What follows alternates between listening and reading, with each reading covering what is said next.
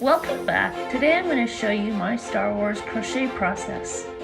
When I first started the graph, it had too many ends, so I made another graph with some minor changes, and it still didn't look right.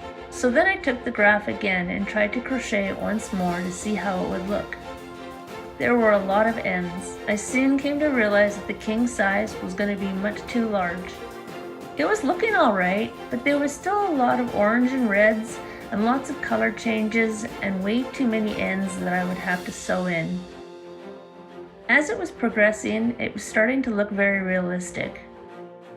Up close, you can see that there's a lot of pixels and color changes. So I made another graph and I started it again. This time, it was turning out much better and it looked pretty cool, but I still wasn't happy with it. So I modified the graph again and pulled all the yarn colors associated with it and started the graph this time as a queen size. As I was stitching it, it was starting to look much more put together. The amount of bobbins that I used were very manageable.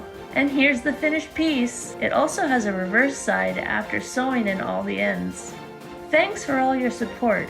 If you like this video, please subscribe.